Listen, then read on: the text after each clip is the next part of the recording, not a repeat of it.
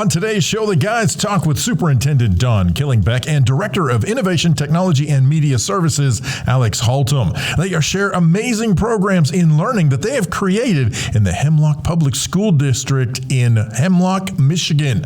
There's also an EduTech tip of the week. All that up next on EduTechGuys. You're listening to the EduTechGuys, EduTechGuys.com.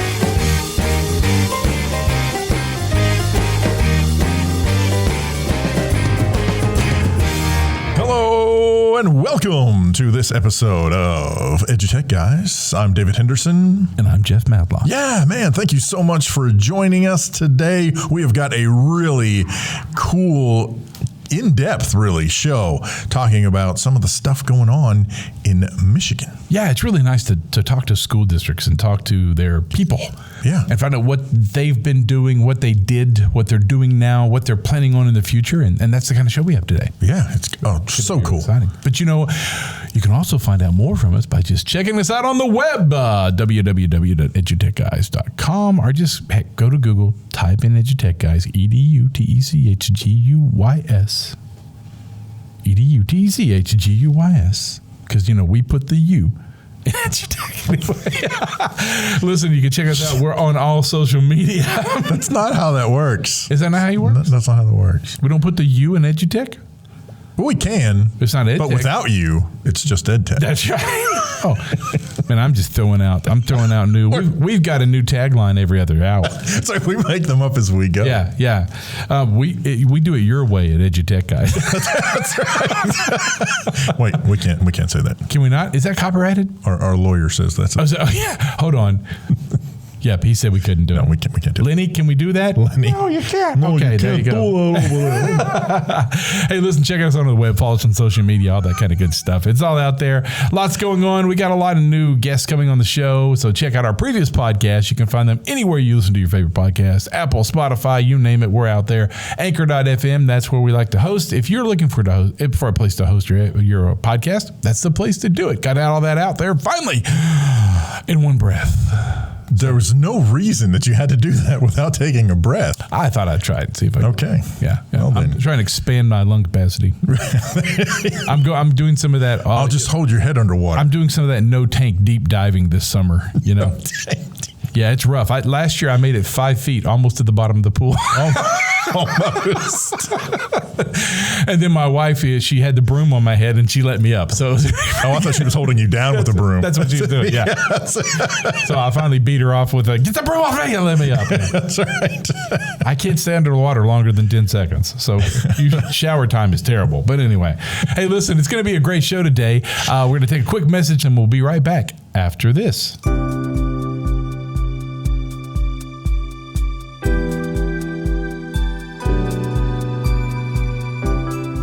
Hey, you know, Soundtrap is a wonderful app that we use to put together shows, make quick commercials, and just use in the classroom. It does some wonderful things, and it has a collaboration piece for your kids. Yeah, and speaking of, it's got a wonderful feature to it called the Walled Garden, where you can actually put students into these different separated, segmented groups that protect their content from outside folks just dumping stuff in there. Yeah, really cool stuff. Making music, doing podcasts. You know, students can create with Soundtrap at soundtrap.com.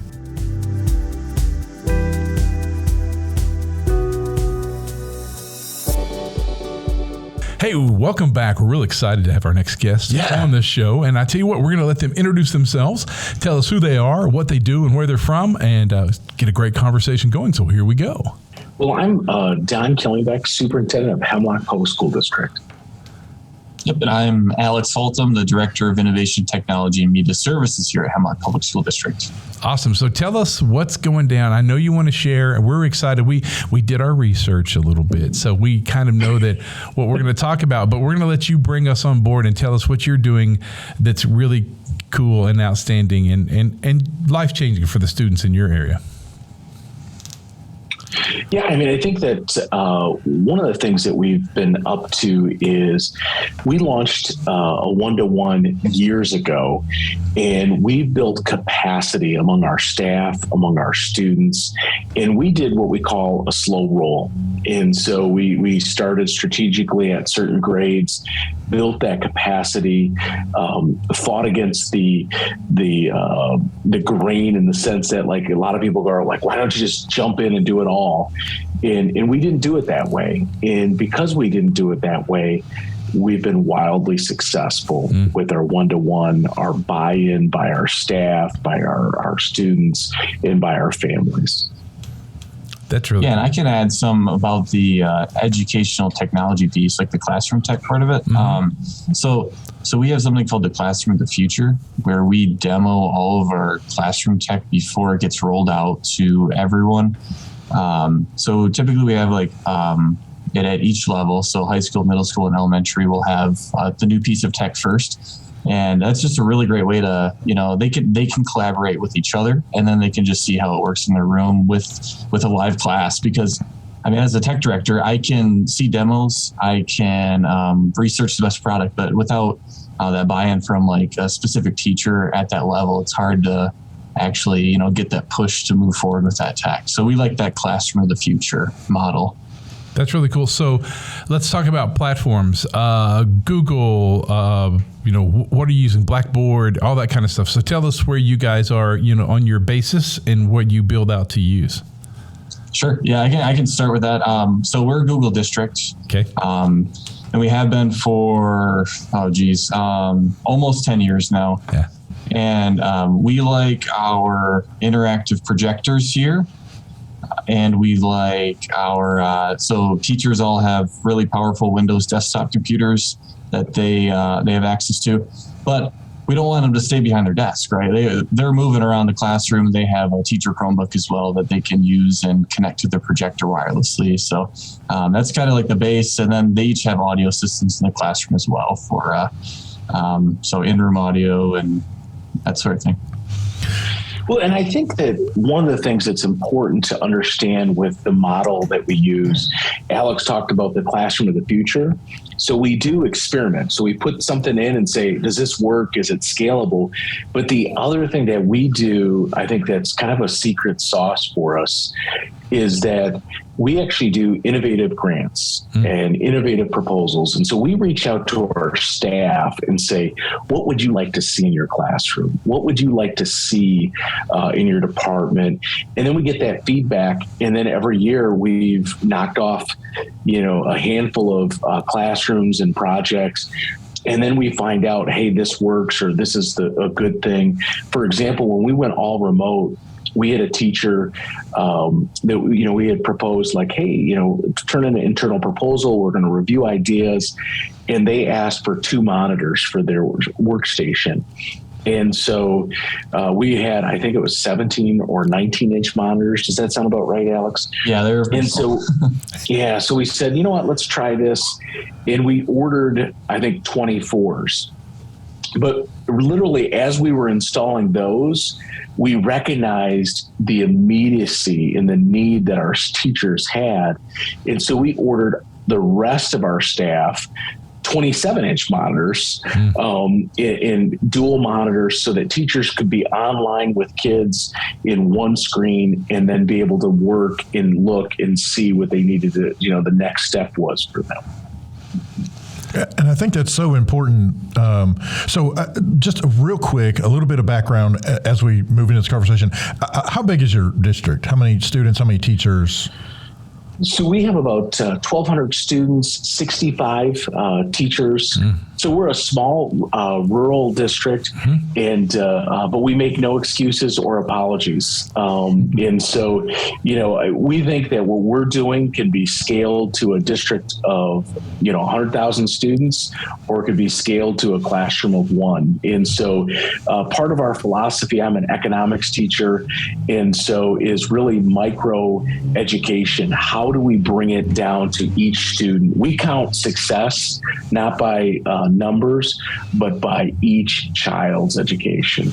Well, and the main reason why I wanted to bring that up, excuse me, I had a feeling you guys were a smaller district. We got to talk to Alex a little bit kind of offline before we started. And so I was getting the feeling that you were a small district. And I think that's vital for this conversation, because I think what happens is a lot of times you get people who start to listen and they're like, oh, yeah, sure, you got 50,000 students. Of course you can do that. No. This is a small district. And I love that you not only recognized the immediacy and the efficacy of, in this particular case, dual monitors at each teacher's desk, but then also recognize that 17s and 19s, they weren't going to cut it to start with, and then so you jumped up to the 24, and you're like, 24 is nice, but really let's go big or go home. And it's amazing to me to listen at how quickly, at least in the explanation, how quickly that moved. And recognizing that was the path that you needed to go. I think that's partly because we just have a phenomenal tech department in Alex's leadership and his mentor's leadership for him. So we have a list. Hey, we know what the next thing is. We know what is on the horizon. I think it's important for the listening audience to know too, is when we started, we literally had no money.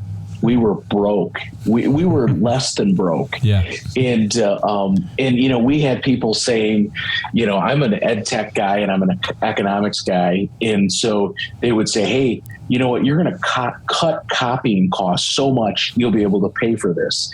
And I said, no, we're not going to do it that way. We're not going to build on a pipe dream. And I'll tell you what, our copying in some ways hasn't gone down. Mm-hmm. We still use paper. Mm-hmm. We still use pencil. But we have found a way to make that path, to have that vision and know how to get it done. Sometimes it was writing grants. Sometimes it was staying up late at night, crunching numbers, but really putting our students at the forefront of everything we do has been the difference, that student experience. Well, and you touched on the four-letter word that, most districts, frankly, either avoid or don't think about, and that's list. And then the subsequent or kind of partner word to that is plan.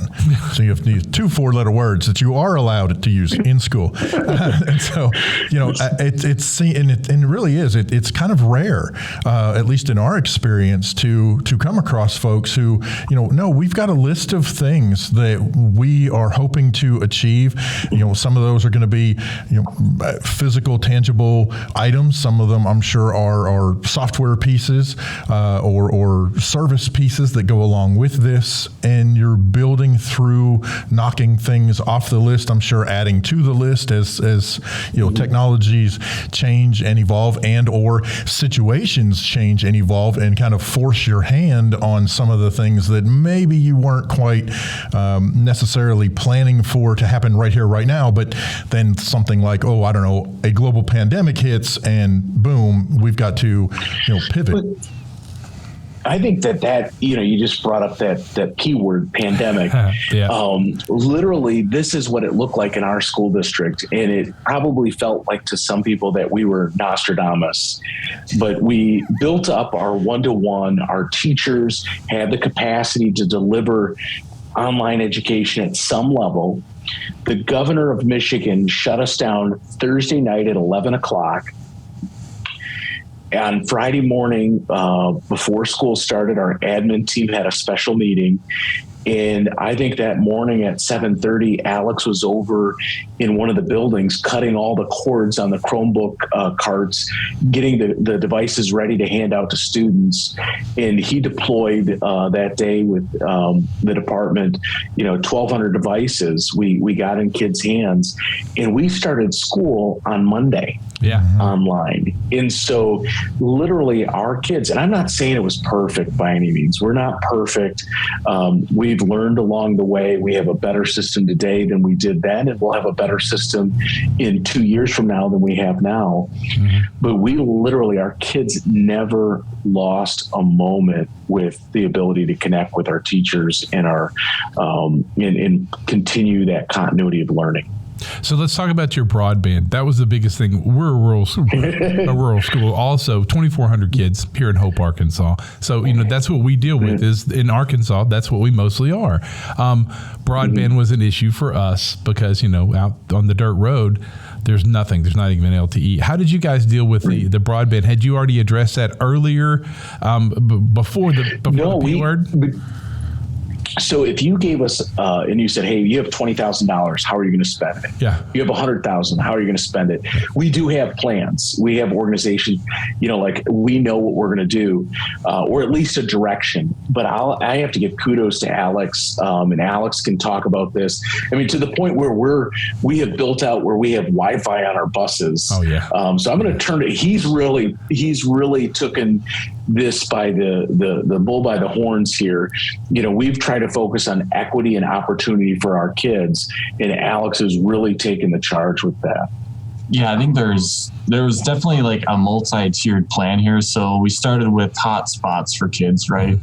And we felt good about loaning out those devices, but in some cases, I mean, they're out, 10 miles off the road, and they just don't get good cell service. So we had to find ways of getting them time to do homework and stuff, whether it's on the way home or a spot close to them. So we've not only put Wi-Fi in parking lots, we're working on the bus Wi-Fi situation, and then also this is in the works, but putting Wi-Fi in parking lots like at public locations like township halls, because we have township halls on like the far ends of the districts, which that'd be just perfect location. So they're driving, maybe half a mile or a mile to that location instead of coming all the way, 10 miles back to the school district to use our Wi-Fi.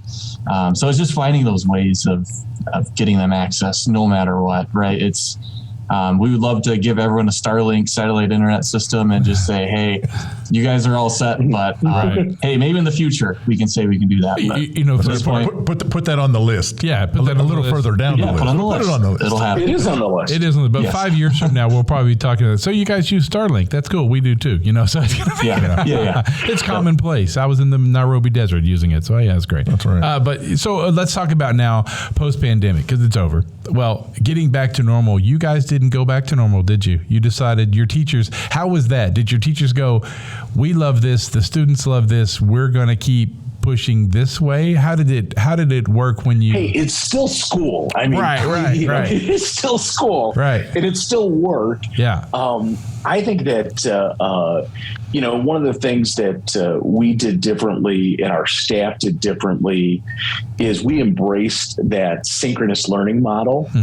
And so we actually, in each classroom have a 65-inch TV, and we have a camera, a Chromebox, a wireless keyboard, and a mouse. And I remember when these were starting to go into the classrooms, and I walked by and I was like, hey, next week you're going to move that TV. And the janitor was like, why? And I was like, I'm going to go talk to the principal. and because they would go all in random spots. They're like, well, this is where the teacher wants it. I said, next week they're going to want it in the back of the room. Trust me. And so we have this big TV in the back of the room, and it's twofold.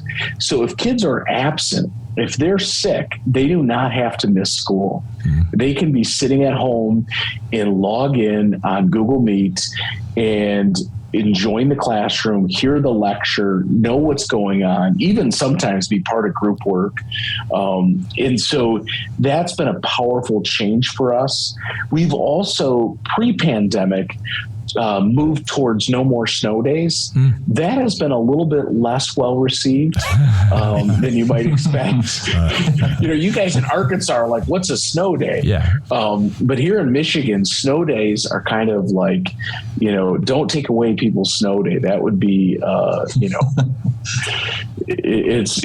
is laughing. It's a big deal. It is a big deal. Yeah, it's like Christmas, people get passionate. Yeah. Wow. And so, really what we're not about taking away snow days, we're about not having 12 of them. And so, because parents, unfortunately, I'm a parent myself, but I'm also a realist. We think of the snow days that we had as kids, which were far and few between. And you would go sledding, or you would go to the movies, or you would go do something fun, or have a big, family breakfast or lunch or whatever it was. But it was something that, was engaging. Well, our students today, despite best efforts, they're home playing video games and doing Instagram and TikTok or whatever else. Let's inject. We don't need the whole day, but let's inject 45 minutes of learning. Let's inject some sort of progress in our kids' day. Yeah, well, I just for our listeners and just for a general education, we actually do get snow days in Arkansas. We really do. Whoa. And because ours are even fewer and much further between, they are like cherished days by especially students. And so when this move was to say, hey, we're not gonna do snow days anymore. You're actually do education, or what they call alternate methods of instruction days. There was a huge backlash because students were like, look, we don't we get like 3 snow days a year. Sure. Let us have them, and so it really ended up being a similar issue on in some respects a smaller scale, but in other respects possibly even a bigger scale, because they're so cherished. I don't want to say they're rare. I mean, we get them every year, but they are definitely a cherished part, quote unquote, cherished part of student, development. Yeah, well, it's interesting is with 3, we're like, hey, 3 actually we can live with. We've actually said, hey, we're going to have 3 snow days, but on the 4th snow day, we're going to have to do something. Right. And so part of it is because we've had years where we've had 5% of instruction lost to snow days. And then as an economics person who sees things through that economic lens, I think about all the taxpayers' dollars that are spent for learning that are then spent for sitting at home. Yeah. Right. And so I have to ask this question. With the pandemic, you guys were already 1-to-1. You just kind of modified, moved over. Teachers adapted pretty quickly. So let's look at the hyper-intensive change to that style of learning, cyber learning, online learning. So what's the data like? What's the test scores like? How did it work out when they came back and we had less at home and more back on campus? Did you see your test scores dip any? Did you see student participation, involvement change any when they were online? Did you find out that Jeff learns better when he's online than he does in person? That's one of the big ones right there. So, I think that as we move forward, an important piece to note is these students, the most successful of them are going to have the good graces of their grandparents. They're going to be able to look people in the eyes, shake people's hands, and have the tech skills of their peers. And so, I think at the end of the day, and people might get worn out by people who are around me every day. I'm always saying education is a relationship business. This is what we're in, is a relationship business. And so for us, what we did see is kids made a lot of progress. We've seen some really good results, but we also saw, so the kids that may not do a whole lot of work at school, they did even less when it was remote. Sure. And so we saw the gap get bigger. Our high achieving kids really didn't lose a step. They kept moving, they kept progressing, they kept learning. The students that didn't have that support network at home maybe, or didn't have that drive to learn, we saw them actually go a little bit backwards, even though they had all these tools. Yeah, I can see that. We saw the exact same thing. That was it. So big change. What's been the biggest thing that has taken hold now that you're looking forward to? What's the next big thing that you guys are going to do for your students and for your staff? We'll throw them in there. But do for your students first off. Anything big on the horizon you're looking for? Because as a tech guy over 10 years, I've been doing it 30. We look forward to the summer because that's our big project time. Like, what are we going to do that when they come back into school in August, what's going to really wow everybody? You guys have anything on the horizon? I always have some ideas. I have ideas. One really cool thing that would make the teachers' lives a whole lot easier, which is important, right? Yeah. They have all these tools they got to work with. This one would instantly make their job easier. It's a smart classroom assistant, similar to like Alexa or Google, Hey Google, that can interact with your Chrome browser. So you can say, hey, share this link with Google Classroom, and it'll automatically do all that for you. The teacher can be walking around the room while this happens.